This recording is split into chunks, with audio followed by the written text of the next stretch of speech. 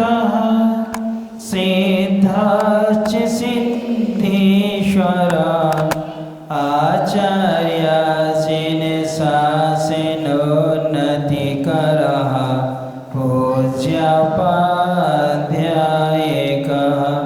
श्रीसिद्धान्त शोपाटिका मुनिवर रतिनात्रयाराधिकः पंचैते परमेष्ठिनः प्रतिदिनं कुर्वन्तु मे मङ्गलं श्रीमन्नमृसुरसुरेन्द्रिमुकुट प्रत्योत्तर न प्रिवा वाशदेपादिनकेन्द्रिवः प्रवचना बोधिन्दवः स्थायिनः ईश्वरो जिन सिद्ध सूर्यलोकितास्ते पाटिका सादिवः स्तुत्या योगिजनैश्च पञ्चगुरवः कुर्वन्तु मे मङ्गलं कुर्वन्तु नः मङ्गलं कुर्वन्तु ते मङ्गलम्। मंगलचरण के रूप में पंच परमेष्ठी और नव देवताओं को नमस्कार करते हुए फिर इसके बाद में 24 तीर्थंकर 12 चक्रवर्ती 9 नारायण प्रतिनर बलभद्र इन 63 सलाका पुरुषों का स्मरण करते हुए सभी रिद्धियों के धारी मुनिराजों का स्मरण करते हुए अर्थात 64 रिद्धि के धारी और उनसे कम 63 रिद्धि के धारी गणधर परमेष्ठी और 8 या 18 या 5 आदि 7 आदि रिद्धियों के धारी ऐसे मुनि राजों का स्मरण करते हुए और फिर कल अपन ने तीनों लोकों में असंख्यात जो अकृत्रिम चैत्य चैत्यालय हैं उनका स्मरण किया, उनकी वंदना की है। अधोलोक के 7,72,00,000 सेनालय, मध्य लोक के 458 क्या है अकृत्रिम चैत्यालय है और ऊर्ध्व लोक के 84,97,023 इन सभी चैत्य चैत्यालयों को क्या किया स्मरण करते हुए भावना भाई है कि ये हमारी सब रक्षा करें। तो ये हमारी रक्षा कैसे कर सकते हैं? क्योंकि अपने आता है एक द्रव्य दूसरे द्रव्य का कुछ नहीं करता, यानी अपन कर्तावाद को नहीं मानते हैं। जो भी होता है हमारी योग्यता से कार्य होता है, दूसरा कर्ता नहीं है। तो यहाँ इसका अभिप्राय ये है कारण में कार्य का उपचार करके कथन किया गया है, आधार में आधे का कथन करके उपचार करके कथन कर लिया गया है। हे भगवान, ये प्रशस्त जो भी महापुरुष हैं या जो आकृतिम चैत्य चैत्यालय है, इनका स्मरण करने से, इनकी विनय करने से जो पुण्य का संचय होता है, उस पुण्य से हमारी क्या होती है? रक्षा होती है। किससे रक्षा होती है? पुण्य से रक्षा होती। भगवान रक्षा नहीं करते हैं, रक्षा कौन करता है? हमारा पुण्य रक्षा करता है। तो ये पुण्य जो है 3 तरह से अर्जित किया जाता है, अर्थात इसके मूल आधार 3 होते हैं जिससे पुण्य संचय होता है। सबसे पहला दिया गया है पंच परमेष्ठियों का वीतरागी गुणवान पुरुषों का गुणगान करना, विनय करना, बहुमान करना, यानी सलाका पुरुषों का स्मरण करने से पुण्य में क्या होती है? वृद्धि होती है। दूसरा दिया है 4 प्रकार का दान करने से भी पुण्य में क्या होती है? वृद्धि होती है। फिर इसके बाद में तीसरा कारण दिया है रत्नत्रय का पालन करने से। किससे? रत्नत्रय का पालन करने से पुण्य का क्या होता है? अर्जन होता है। वह पुण्य हमारी क्या करता है? रक्षा करता है। तो वह पुण्य किससे संचित होता है? किससे संचित होता है? पंच परमेष्ठियों से, गुणवान पुरुषों से, या 24 तीर्थंकरों से, सम्यक दर्शन, सम्यक ज्ञान, सम्यक चारित्र से। इसलिए यहाँ पर कारण में कार्य का उपचार कि हे भगवान आप कारण हैं और उससे मिलने वाला पुण्य क्या है? कार्य है। वह पुण्य हमारी क्या है? रक्षा करता है। ऐसा आप लोग पढ़ते हो। कहाँ पढ़ते हो? भगवान की स्तुति पढ़ते तुम लोग कभी?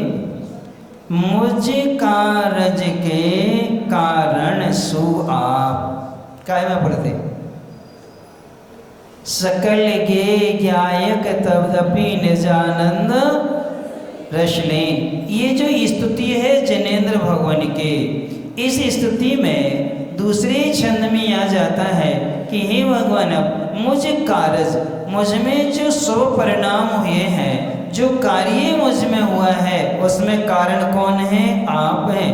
आपके बगैर यह कार्य संभव नहीं था। इसी प्रकार से इस मंगलाष्टक में पंच परमेष्टि नव देवता रत्नत्रय रूप धर्म 63 लाख का महापुरुष, 64 रीतियों के धारी ऋषिराज और तीनों लोकों के आकृतिम चैत्य और चैत्यालय, इन सब का स्मरण करने से पुण्य की प्राप्ति होती है। वह पुण्य हमारी क्या करता है? रक्षा किया करता है। कई बार पुण्य जो है 2 तरह से अर्जित होता है। एक तो 4 घातियाँ जो कर्म हैं ये पाप रूपी ही होते हैं। ज्ञानावरण, दर्शनावरण, मोहिनी और अंतराय। ये क्या है? चारों घातियाँ कर्म की 47 प्रकृतियाँ पाप रूपी ही होती हैं। कैसे होती हैं? पाप रूपी होती हैं। नाम कर्म की कुछ प्रकृतियाँ पुण्य रूप हैं, कुछ हैं पाप रूप है। आयु कर्म की कुछ प्रकृतियाँ पुण्य रूप हैं, कुछ पाप रूप हैं। गोत्र कर्म की कुछ प्रकृतियाँ पुण्य रूप है और कुछ नीच गोत्र पाप रूप है और उच्च गोत्र पुण्य रूप है। वेदनी कर्म में असाता वेदनी पाप रूप है और साता वेदनी क्या है? पुण्य रूप हुआ करता है। इसी प्रकार से अशुभ नाम कर्म की जितनी भी वो पाप रूप है और शुभ नाम कर्म की जितनी वो कितनी सभी पुण्य रूप हुआ करते हैं। इसलिए ये पुण्य और पाप में जो होता है, तो जो अघातिया कर्मों के उदय से यानी 7 वेदनी कर्म के उदय से पुण्य मिलता है। किससे? 7 वेदनी कर्म के उदय से। सद वेदायु, ये क्या है? गोत्राणी पुण्यम, यानी 7 वेदनी, उच्च गोत्र और शुभ आयु, ये सब क्या है? पुण्य प्रकृतियां हैं। तो इस पुण्य में और अंतराय कर्म पाप रूपी ही है। कैसा है वो? लेकिन उसका क्षयोसम पुण्य रूप होता है। किसका? अघातिया कर्म में के बाद में घातिया कर्म, अंतराय कर्म, दानांतराय, लाभांतराय, भोगांतराय और भोगांतराय और वीर्यांतराय कर्म, इनका जो प्रकृष्ट क्षयोसम होता है, उस क्षयोसम का हम सदुपयोग करते हैं तो उससे भी पुण्य का क्या होता है? संचय होता है। लेकिन 7 वेदनी वाले पुण्य में और घातिया कर्मों के क्षयोसम से होने वाले पुण्य में बहुत अंतर है। सम्यक दर्शन हो जाना, अनंतानवंदी का क्षयोसम होना, सम्यक दर्शन होना, सम्यक प्रकृति पुण्य प्रकृति है। अप्रत्यज्ञान कषाय का क्षयोसम हो जाना, 12 व्रतों का पालन करना पुण्य प्रकृति है। फिर इसके बाद में प्रत्याख्यान कसाय का क्षौसम हो जाना, 5 महाव्रतों का पालन करने भी क्या है, पुण्य प्रकृति है। तो इनसे जो पुण्य संचय होता है और सातावीरनी जो पुण्य संचय होता है, दोनों में अंतर क्या है? इतना अंतर है कि जो घातिया कर्म के क्षयोत्सव से पुण्य संचय होता है वह पुण्य जल्दी नष्ट हो जाता है, और जो घातिया कर्म जन जो पुण्य होता है वो केवल ज्ञान अवस्था में भी बना रहता। कहाँ बना रहता है? केवल ज्ञान अवस्था में भी क्या है, बना रहता है। और ये सारा का सारा पुण्य क्या है, 12वें गुणस्थान तक जाता, वहाँ क्या कर देता है, खत्म हो जाता है। अर्थात घातियाँ कर्म वाला पुण्य विनाशिक है और घातियाँ कर्म वाला पुण्य अरहंत अवस्था में भी क्या है, बना रहता। क्यों? वहाँ साता वेदनी का क्या होता है, उदय होता है। इसलिए मनुष्यायु का उदय है, उच्च गोत्र वहाँ होता है, इसलिए ये सारा का सारा पुण्य हमारा क्या है, वहाँ बना रहता है। तो आपको कौन सा पुण्य चाहिए? जो नष्ट हो जाए वो वाला चाहिए, और जो आपके साथ में बना रहे वो चाहिए? आप लोग प्रयास तो उसी पुण्य का करते हो, कौन सा? अब 5 परमेष्टि, 9 देवता, 63 लाख का महापुरुष, 64 रिद्धियाँ और आकृति में 34 का स्मरण करने से कौन सा पुण्य संचय होता है? कौन सा पुण्य संचय होता है? इन सब से अघातिया कर्म जन्य पुण्य संचय होता है। कौन सा? यानी नाश नहीं होने वाला पुण्य, यानी इनकी भक्ति, इनका गुणगान, इनका स्मरण आदि जब जब हम करेंगे, ये पुण्य हमारा केवल ज्ञान अवस्था में भी बना रहेगा। बाकी सारा पुण्य क्या हो जाएगा, यही नष्ट हो जाया करता है। इसलिए हमें इन स्थितियों के आधारभूत जो अधिकरण बनते हैं उनका हमें निरंतर क्या करना चाहिए, स्मरण करना चाहिए। अब आगे दे रहे हैं कि जब भगवान का शरीर परम औदारिक हो जाता है, कौन सा हो जाता है? औदारिक शरीर ही परम औदारिक होता है।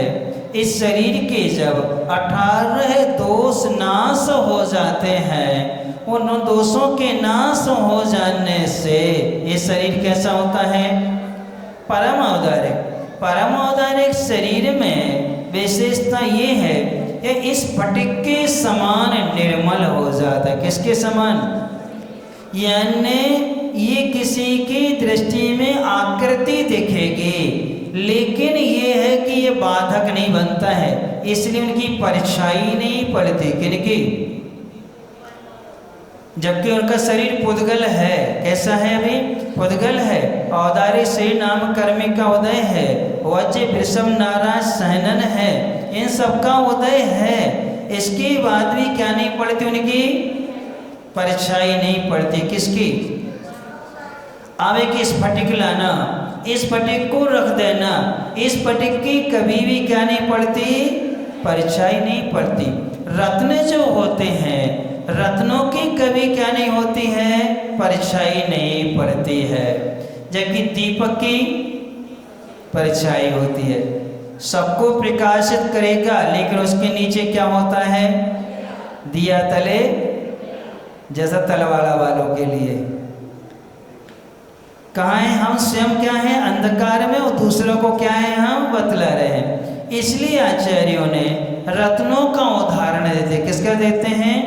रत्नों का, कि रत्न जो होते हैं उनकी कभी भी परीक्षाई नहीं पड़ती है, सर्वांग से प्रकाशित होते। कहाँ से होते हैं? सर्वांग से प्रकाशित है। ऐसे अरहंत भगवान 18 दोषों से रहित हो जाने से इस स्फटिक जैसा निर्मल शरीर हो जाता है। उनके संपूर्ण अवयव क्या होते हैं, दैदीप्यमान हुआ करते हैं, प्रकाशित होते हैं, वो शरीर न किसी से बाधित होता है और न किसी को बाधा पहुंचाता है।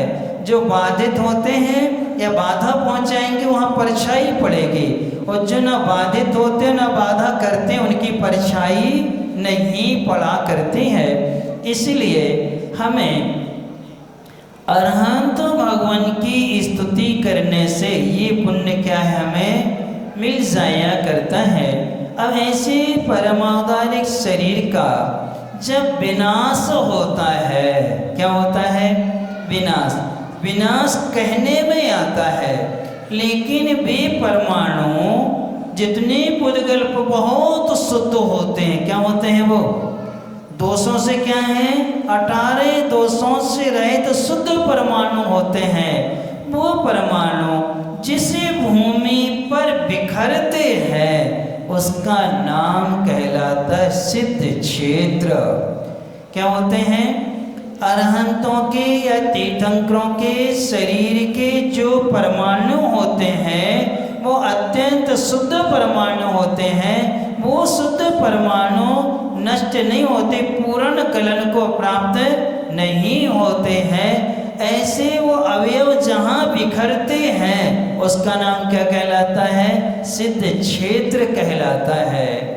अपना शरीर तो जलाना पड़ता है, और नहीं जलाए तो क्या होता है? जिंदा में 40 किलो का, मरने के बाद 60 किलो का हो जाता है, और दिन एक आध दो दिन और रखे रहो तो और उसका क्या हो जाता है?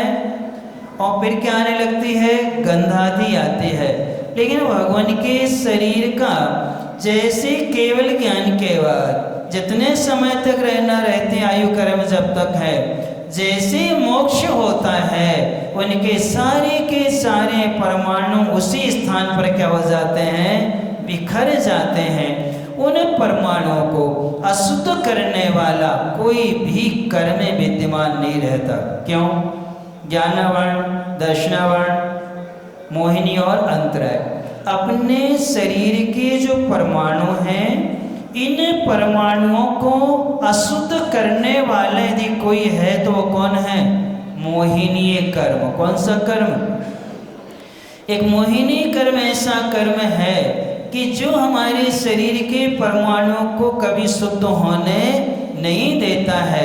जैसे मोहिनी कर्म नाश होता है उसी समय ये शरीर स्फटिक जैसा क्या होता है? निर्मल हो जाया करता है। इसलिए अपन सबको ऐसे सिद्ध क्षेत्रों की निरंतर वंदना करना चाहिए, क्योंकि जिन परमाणुओं को उनका शरीर बना था, शुद्ध हो जाने के बाद में वो परमाणु कभी नष्ट नहीं होते हैं, वही क्या है? बिखर के विद्यमान रहते हैं। और वो परमाणु अब दोबारा किसी के ग्रहण में नहीं आएंगे। किसके द्वारा?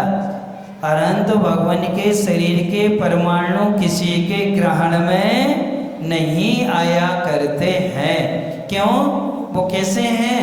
दोषों से रहित होने से। ऐसी भूमि है, ऐसी भूमियों की निरंतर विनय की जाती है।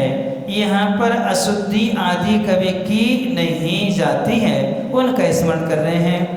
कैलासे वृषवश्य निर्वृति मही वीरस्य पावापुरे चंपायां वसुपूज्य सज्जिन पतेः सम्मेदो शैलेरो हतां शेषाणामपि चौर्जयन्तो शिखिरे नेमीश्वरस्यार्हतो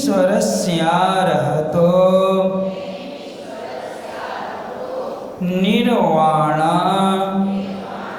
वन्यः प्रसिद्धि विभवः कुर्वन्तु मे मंगलम्। कैलासे वृषभस्व निर्वृतिमयी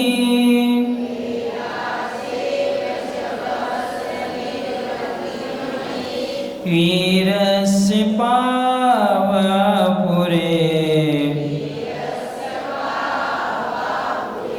चंपायां वसुपूज्य सज्जिनपते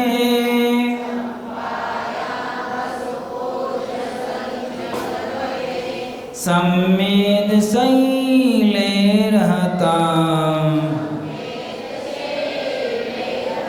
शेषाणामपि चौर्जयन्ति शिखिरे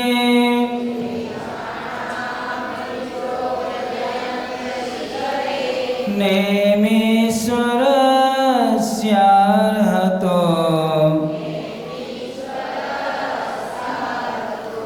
निर्वाणवन्यः प्रसिद्धिविभवः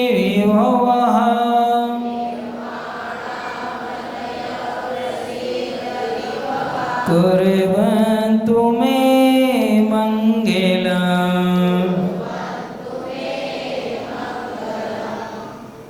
अब यहाँ पर दे रहे हैं कैलासे वृषभस्य निर्वृत मही, मही यानी पृथ्वी, निर्वृत्ति यानी कि आठों कर्मों से रहित तो किनकी है? वृषभस्य यानी कि वृषभनाथ भगवान की। कौन है वो? कैलाश है। कौन सी वो?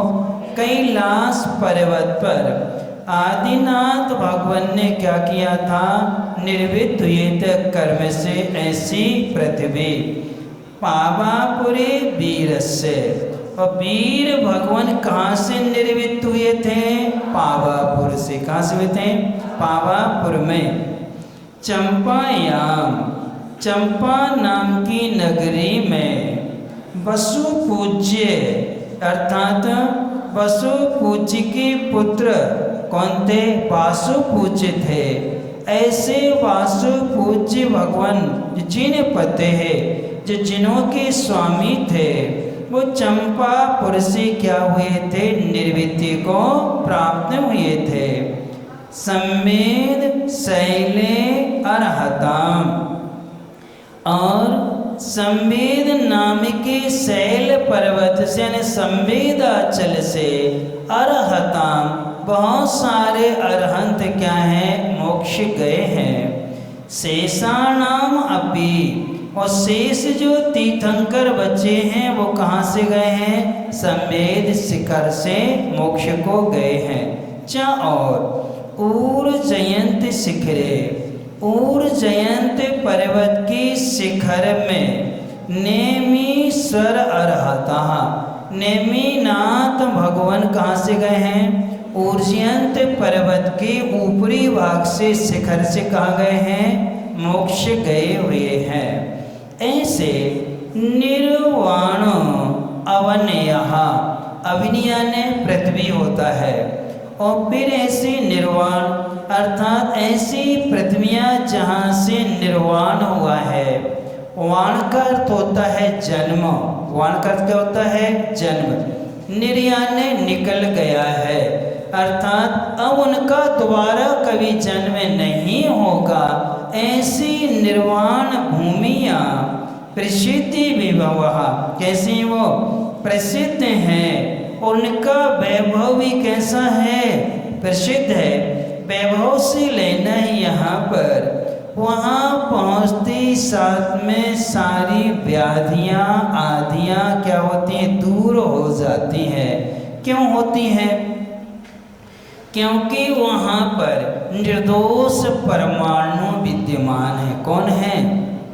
अब जिनको 64 रिद्धियाँ थीं, और 64 रिद्धि के धारी मुनिराज मोक्ष गए, उनके पास में रिद्धि कौन कौन सी थी? औषध रिद्धियाँ थीं।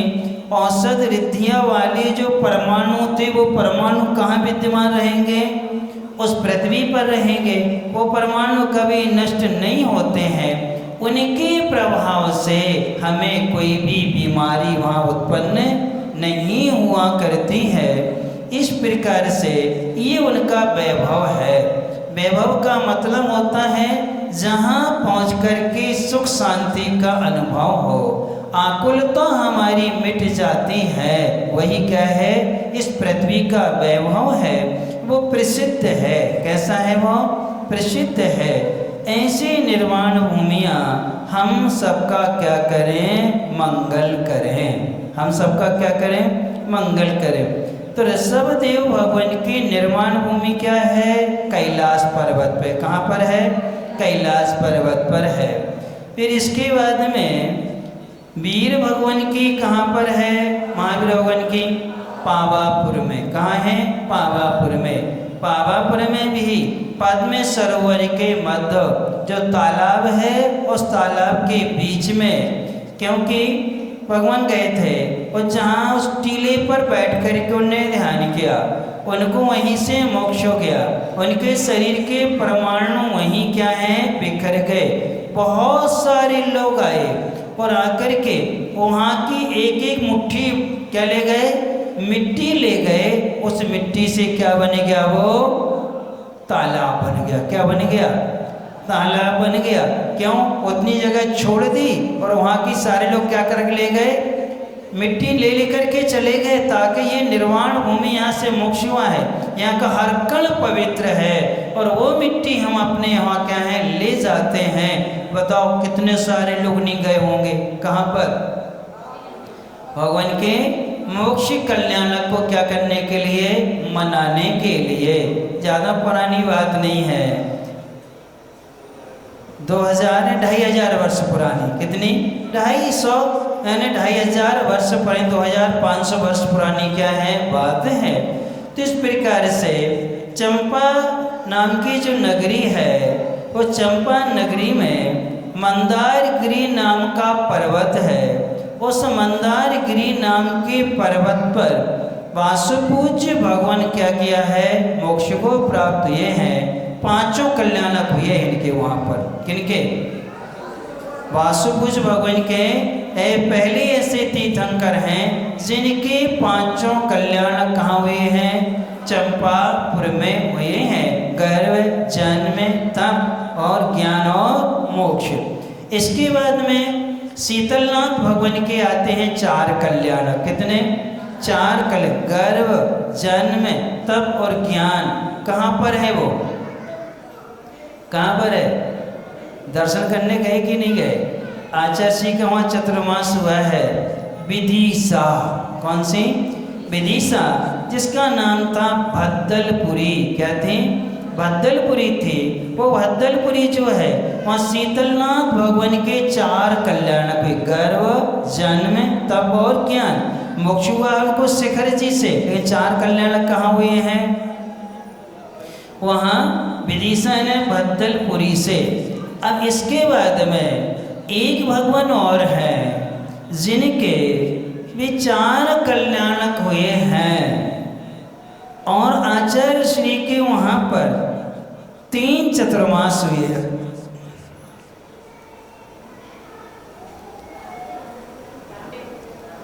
जहाँ से 5.5 करोड़ मुनिराज मोक्ष गए हैं।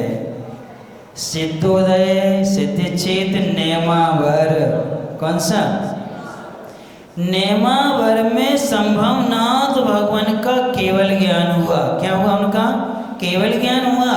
और वहीं पास में उनका गर्भ भी है, जन्म भी और तप भी है। ऐसे 4 कल्याणकों से पवित्र वो तीर्थंकर से। और 5.5 करोड़ मुनिराज कहाँ गए? वहाँ से मोक्ष गए। कहाँ से? नेमावर से। अर्थात आचार्य जी को वहाँ 3-4 चतुर्मास हुए हैं। कहाँ पर? नेमावर में। तो ऐसी भूमि वो है।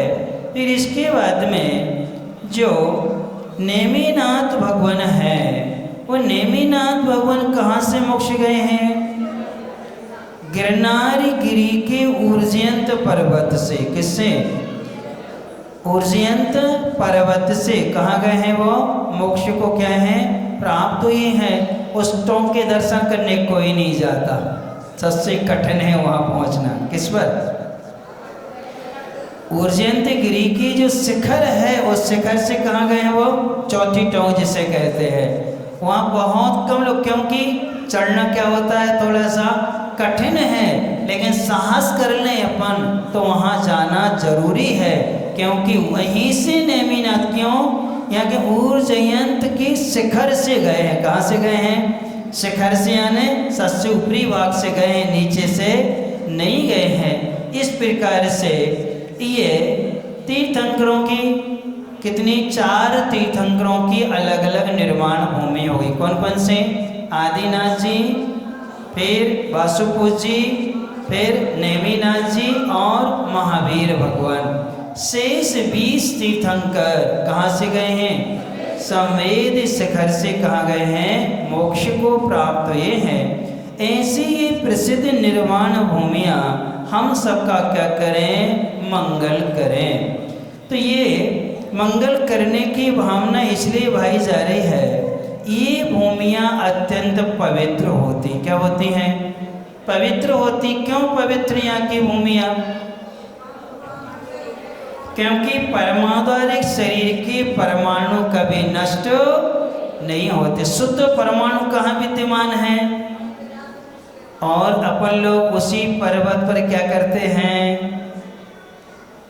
गंदगी करते हैं। अच्छा, आप लोग मंदिर में गर्भगृह में बैठ के भोजन कर लोगे? क्यों? भगवान के सामने तो और अच्छा रहेगा। क्यों नहीं कर सकते? कौन निर्माण क्षेत्र है तुम्हारे? यहाँ से थोड़ी मोक्ष गया भगवान। लेकिन अपन यहाँ मंदिर में भोजन करने में पाप समझते हैं और शिखर जी में क्या करते हैं? वहाँ तो गर्व का अनुभव करते हैं ना। अभी हम लोग गए थे 2016 में, संवेद शिखर जी गए, और हम लोग जब वंदना करने जाते थे, हम बड़े महाराज जी भी थे, दोनों महाराज जी गए थे। हम लोगों ने हमने 20 वंदनाएँ की, महाराज जी ने 15 की हैं, और ज़्यादा दिन नहीं रुके थे, 45 दिन रुके थे हम लोग। लगातार 11 वंदना हमने कंटिन्यूस की थे, और कमंडल लेके कभी नहीं गए। सुबह 5:30 बजे जाते थे और 1 बजे हम लोग नीचे आ जाते, लेकिन कमंडल लेके कहीं थूका भी नहीं है। कभी यदि बाधा आई है तो नीचे आए, सीता नाला के नीचे गए हम लोग। कहाँ? लघु शंकादि जाना पड़ा तो कहाँ आए हैं? शीतल नाला के नीचे आकर के हम लोग गए हैं। बाकी कहीं थूका भी नहीं कि क्या हो जाए, कहीं अपन क्या कर लें। क्यों? वहाँ का एक एक कण 20 तीर्थंकर हैं। कितने तीर्थंकर? 20 तीर्थंकर। हमारे साथ भैया लोग भी वंदना करते थे, बहनें थी, दीदी भी थी, इन्होंने भी वंदना की है। ये भी 5:30 बजे जाते थे और हम लोग साथ वंदना करके वापस आ जाते थे। हम लोग 1 बजे आ जाते थे, 1:30 बजे आहार को उठ जाते थे। सामायिक भी वहीं कर लेते थे। कहाँ? पहाड़ पे ही सामायिक कर लेते, या फिर आकर के नीचे गंधर्व नाला के पास या सीता नाला के यहाँ कोई भी चट्टान पर बैठ के क्या करी? सामायिक करी और नीचे उतर के आ जाते थे। यानी कि 3-4 बार मन बनाया कि ऊपर ही रुकेंगे, ऊपर रुक करके 2-3 वंदना कर लेंगे, परंतु गुरु जी का एक वाक्य याद आ गया। इसी भूमि से 20 तीर्थंकर मोक्ष गए हैं। इसी भूमि से 500 धनुष की काया वाला शरीर भी था अजितनाथ भगवान जो थे। और उन अजितनाथ भगवान इतना विशाल शरीर, उसके परमाणु कहाँ हैं? वहीं पर हैं। वह पार्श्वनाथ भगवान के भी परमाणु कहाँ हैं? जैसे 20 तीर्थंकर के परमाणु है, तो पूरा पर्वत क्या है? उन परमाणुओं से पवित्र है। अब ऐसे पवित्र क्षेत्र पर हम कैसे लघु शंका जाएं, कैसे दीर्घ शंका जाएंगे और कैसे थूक सकते हैं? हम वहाँ ये कोई कार्य नहीं कर सकते। ये विनय कहलाती है। क्या है? आचार्य महाराज जब गए थे 83 में, उन्हें चतुर्मास तो ईसरी में किया था, लेकिन जब वो वहाँ शिखर जी में रुके थे, वंदना करने जाते थे, कोई भी महाराज 83 में अपना कमंडल लेकर के नहीं जाते थे। हम कभी रुके नहीं। 4 बार मन हुआ रुकने का, व्यवस्था भी कर ली, उन्हें सब कह भी दिया, लेकिन जैसी याद आई कि अरे सुबह उठेंगे तो कहाँ जाना पड़ेगा? लघु शंका जाना पड़ेगा, जंगल भी जाना पड़ेगा, रात में भी उठना हो सकता है, इसलिए यहीं से जाएंगे और यहीं आएंगे, छेद पर ऊपर रुकेंगे नहीं। इस प्रकार से भैया लोग थे, कुछ गृहस्थ भी हमारे साथ वंदना करते थे लड़के, लेकिन वो लोग भी कुछ भी खाते पीते नहीं थी, यहाँ से नहा के जाते थे और यहीं आकर के जो भी लेना है यहीं लेते। ये है वहाँ की भूमि की विशेषता। इतनी पवित्रता का हमें क्या रखना चाहिए, वहाँ ध्यान रखना चाहिए।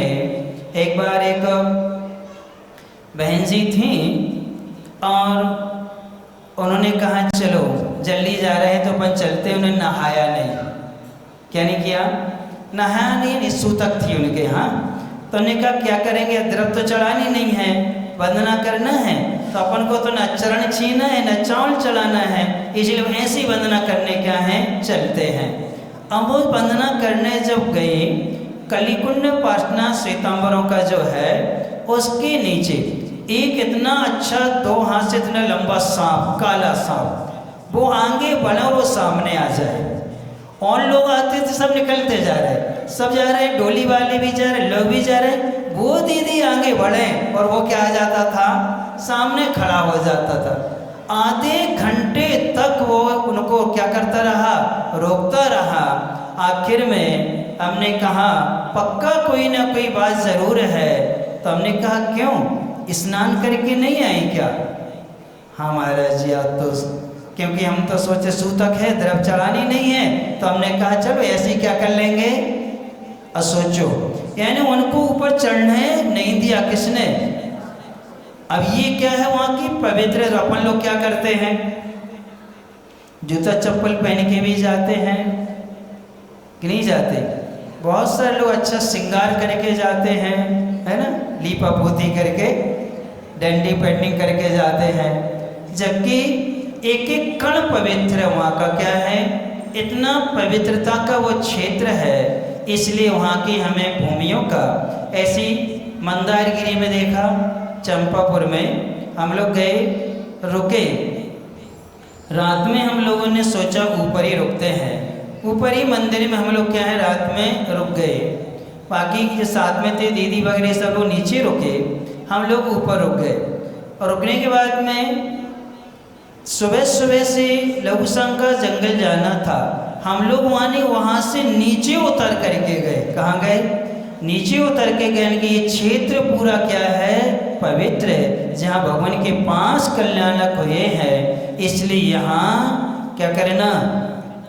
तो वो लोग आए, महाराज जी आहार की व्यवस्था ही कर लेते हैं, पानी भी यहीं पास में कुंड का ले लेते हैं। यानी कि नहीं, आहार भी कहाँ करेंगे, क्यों यहाँ करेंगे।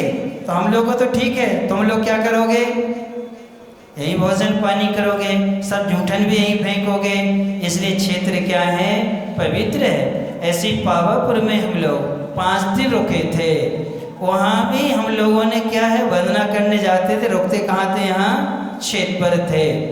इसी प्रकार चंपापुर में हम लोग 8 दिन रुके थे। वहाँ पर अष्टानिका, फाल्गुन के अष्टानिका में वहीं विधान किया था आराम से। कहाँ पर, चंपापुर में। राजगृह में गए तो राजगृह में भी 4 दिन रुके, लेकिन वंदना करने पर्वत की डेली जाते थे, पूरी वंदना करके आते थे, लेकिन कमंडल साथ में नहीं ले जाते थे। क्यों, पूरा क्षेत्र क्या है वो राजगृह का। वहाँ से बहुत से मुनिराज कहाँ गए हैं, मोक्ष को प्राप्ति है भगवान की, जहाँ से क्या खरी है, वाणी भी खिरी हुई है। तो इस प्रकार से ये 5 भूमियाँ जो हैं, हम सबका क्या करें, मंगल करें। यहाँ का कण कण पवित्र होता है।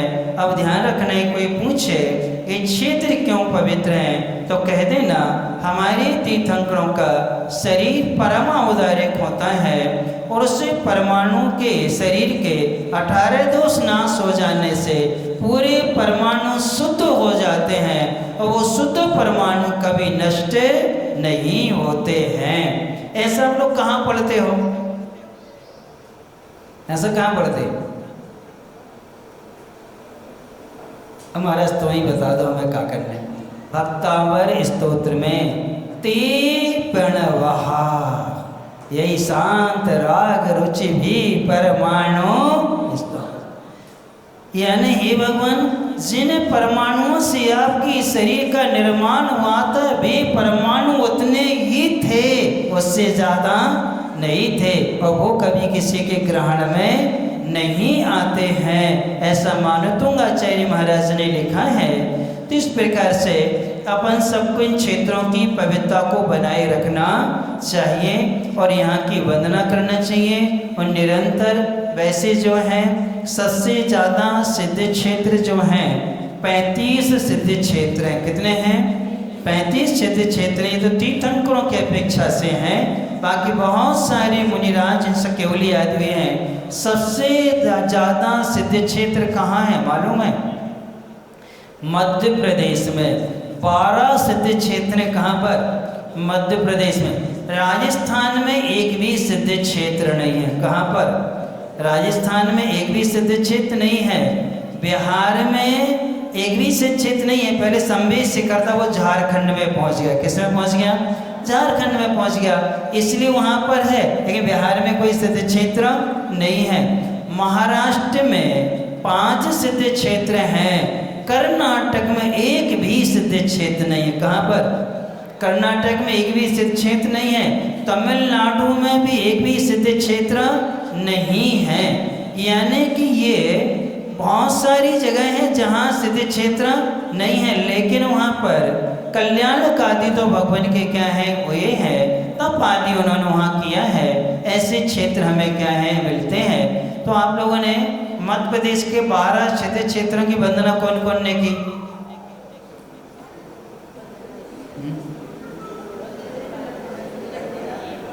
कोई ने नहीं करी है। ज़्यादा कुंडलपुर जाते होगे, सोनागिर चले जाते होगे, मुक्तागिर गए होगे, नैनागिर, आहार जी, पपौरा जी, फिर कुंडलपुर, द्रोणागिर, फलवाड़ी, बड़गांव गए क्या तुम लोग?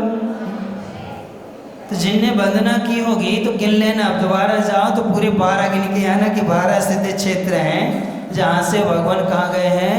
मोक्षे गए हुए हैं। नेमावर सिद्ध क्षेत्र है, ओंकारेश्वर वो भी सिद्ध क्षेत्र है। तो इन सबकी अपन को क्या करना चाहिए? वंदना करनी चाहिए।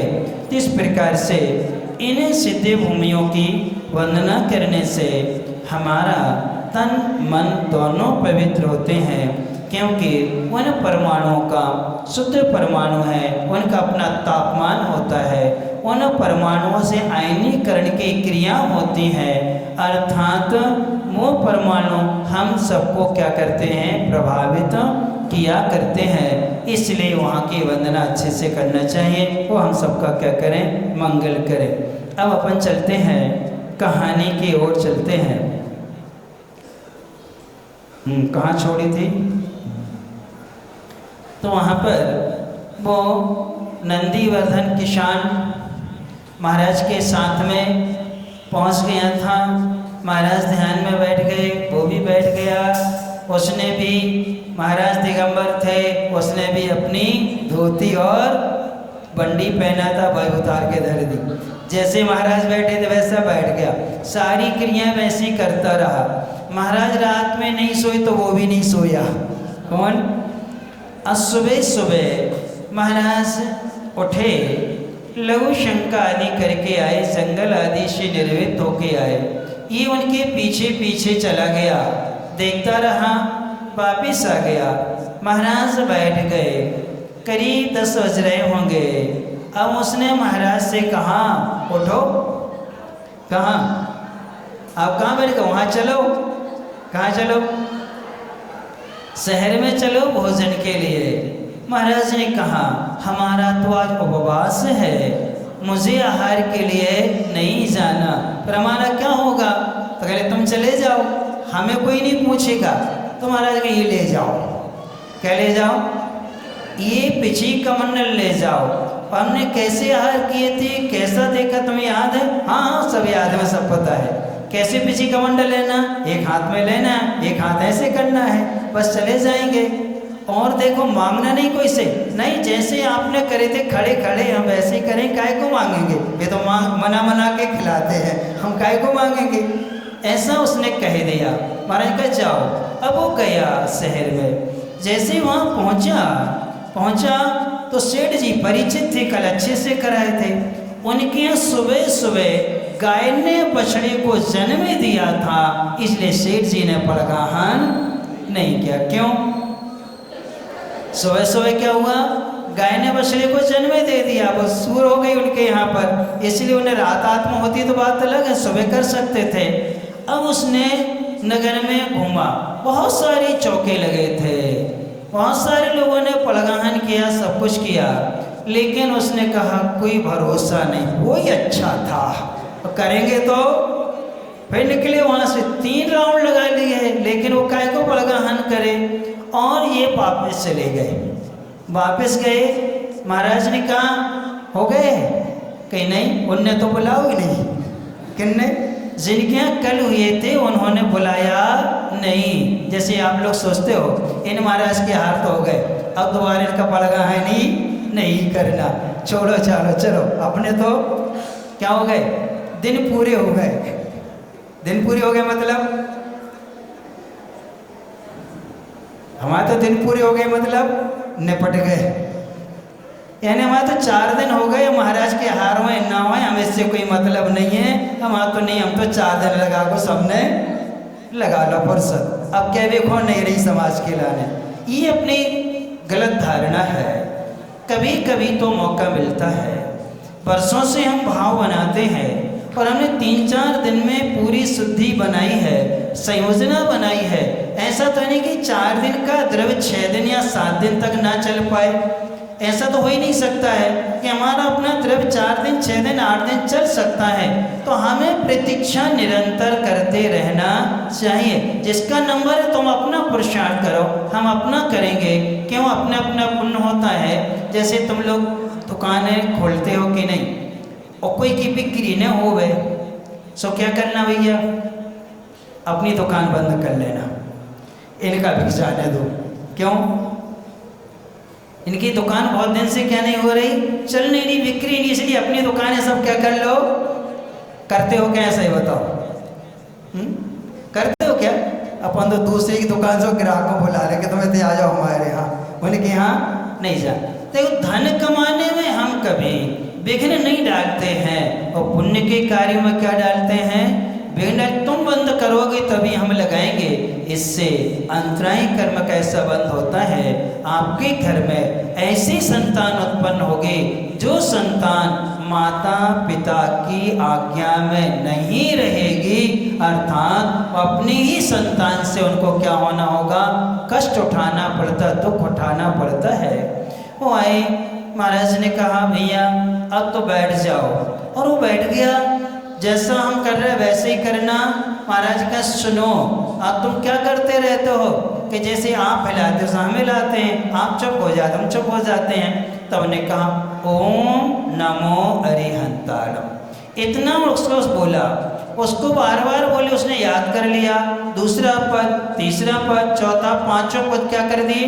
अब इसी पद को, इन 5 को पढ़ते रहना कि क्या होगा?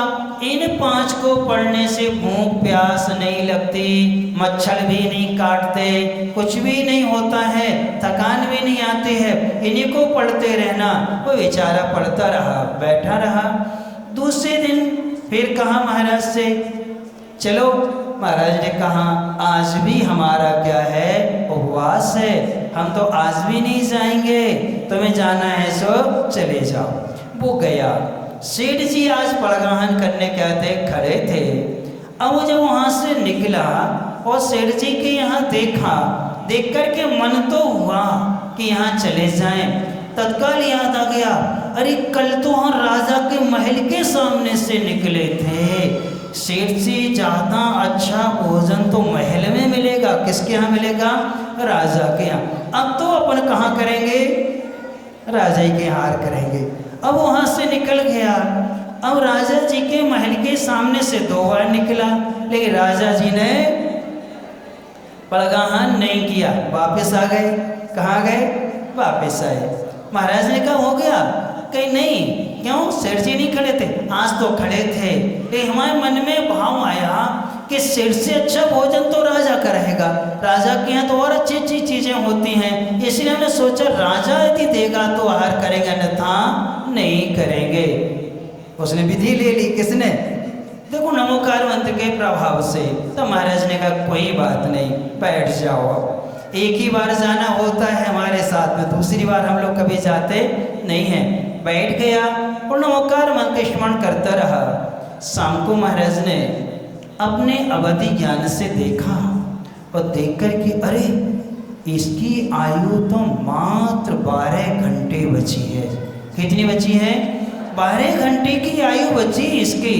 अब इसको अच्छे से संबोधना चाहिए, इसको अच्छे से संभालना चाहिए। महाराज उसके पास में आ गए और पास में नमोकार मंत्र के अलावा कहने लगे, इस शरीर अलग है, आत्मा अलग है। क्या तुमने किसी का शरीर जलता हुआ देखा? उसने कहा बहुत से लोगों का देखा है। आत्मा क्या होती है? इससे अलग होती है। आत्मा भोजन पानी नहीं करती है, ये सब शरीर की प्रक्रियाएं हैं। और उसको वेद विज्ञान कराते कराते इतना पक्का कर दिया, रात भर महाराज उसको क्या करते रहे? शरीर अलग और आत्मा अलग है, सबको क्षमा कर दो, तुम्हारा कोई है, तुम्हारा किसी से विकल्प है, सबको क्षमा कर दिया, सबसे मोह छोड़ दो। सबसे छोड़वा के शरीर से भी क्या करा दिया? मोह छुड़वा दिया। जब सब छुड़वा दिया, प्रातः काल का सूर्य उदय होता है और सूर्य उदय होते ही साथ में उसका मरण होता है। क्या होता है? संलिखना पूर्वक मरण होता है। तो बाहर में स्वर्ग में जाके देव बनता है। कौन से स्वर्ग में? बाहर में स्वर्ग में देव बनता है। महाराज उसके शरीर को उठा करके एक चट्टान पर रख देते हैं और वहाँ से क्या कर जाते हैं? विहार कर जाते। क्या कर जाते हैं? विहार कर जाते हैं। तब अमर ने कहा, देखो हमें गुरु महाराज ने कहानी सुनाई थी कि देखा सीखी में मुनिराज की संगति करने से एक अनपढ़ अनभिज्ञ एक किसान ने भी मुनि व्रतों को स्वीकार कर लिया। से भोजन के लिए मुनि बना था। किसके लिए? भोजन के लिए मुनि बना। लेकिन महाराज की संगति में आने से 3 दिन में उसने क्या कर लिया? संलेखना पूर्वक मरण करके अपना भाव सुधार लिया। एक भवातारी देव बना। कौन सा? एक भवातारी। वहाँ से आएगा, मुनि बनेगा और कहाँ चला जाएगा? मोक्ष चला जाएगा। जब उन्होंने बताया कि मात्र कितने दिन की संगति मिली नंदीवर्धन को? कितने दिन की? 3 दिन की संगति। 3 दिन की संत की संगति से जब एक जीर्ण धर्म से अनभिज्ञ व्यक्ति अपना कल्याण कर सकता है, तो आप लोग कितनी संगति मिल रही? कितने दिन हो गए?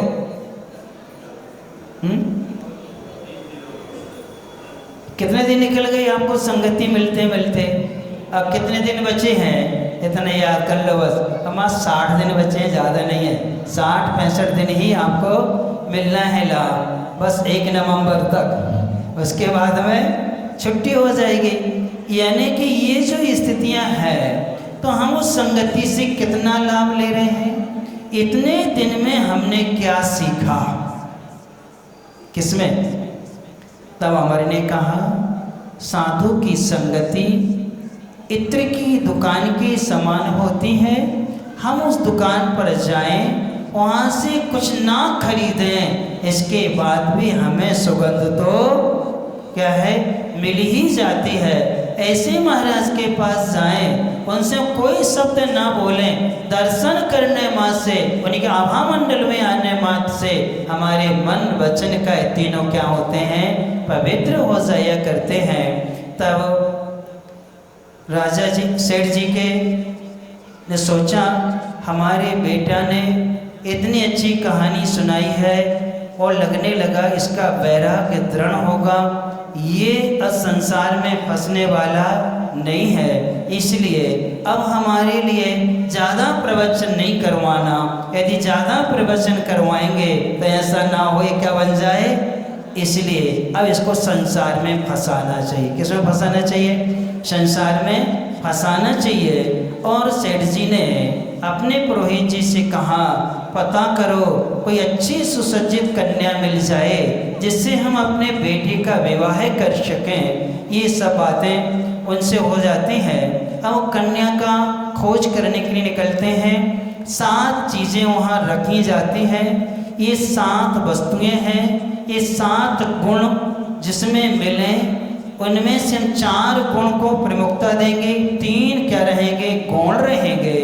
ऐसे 7 गुण वाली कन्या जिससे मिलेगी उसी से क्या करेंगे, अपने बेटे का विवाह करेंगे। वो 7 बातें कौन सी हैं, वो शेष कहानी डैश डैश डैश आगे मालूम चलेगा। कि अब अमर कुमार के परीक्षा की घड़ी है। किसकी घड़ी है, परीक्षा की घड़ी है कि संसार में प्रवेश हो पाता या नहीं हो पाता है। इस प्रकार से आगे जाने की कोशिश करेंगे। आज के नियम का पालन कौन कौन ने किया, क्या नियम था, पोहा तो नहीं खाया कोई ने, अच्छा। जिनने पालन किया उन सबके लिए आशीर्वाद, जिनने नहीं किया उन सबको। अच्छा ये बताओ, बासी रोटी कौन कौन खाता है, सब खाते हो। ये तो है, हम लोग तो बहुत छोटे में त्याग करा दिया था माता पिता ने, क्योंकि बासी रोटी खाने से बुद्धि खराब होती है और रोटी की मर्यादा 12 घंटे की होती। कितनी होती हैं, 12 घंटे की होती है। 12 घंटे के बाद की रोटी को यदि पूरा घी में तल लिया जाए, किसमें, घी में अच्छे से तल लिया जाए तो 24 घंटे की मर्यादा है। अन्यथा उसमें अनंत अनंत जीव पड़ते हैं। कितने जीव पड़ते हैं, अनंत अनंत जीव पड़ते हैं। पोहा भी बासा ही होता है, पोहा ताजा जब तक उसको फुलाते नहीं हैं तब तक पोहा बनता नहीं है। इसलिए पोहा तो अब कल के लिए नियम यही है कि कल आज सभी के लिए बासी रोटी, बासे पापड़, कितनी मर्यादा पापड़ की, कितनी, देखो नमक मिल जाए तो 6 घंटे की और नमक नहीं मिला है तो 12 घंटे की मर्यादा है। यदि इनको घी या तेल में तल लिया जाए तो 24 घंटे की है और घी और तेल में नहीं तला तो इससे ज़्यादा मर्यादा नहीं है। बासी पूड़ी, बासा नमकीन, बासी रोटी, बासी रसगुल्ला, कितनी मर्यादा रसगुल्ले की, कितनी मर्यादा रसगुल्ले की, 24 घंटे की।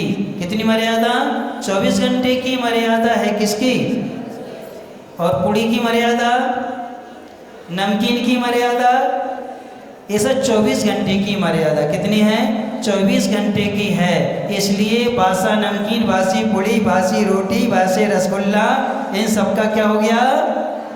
और शक्कर की मर्यादा कितने दिन की पूरे की, इस समय कितने दिन की, 7 दिन की। आटे की मर्यादा कितने दिन की, 3 दिन की।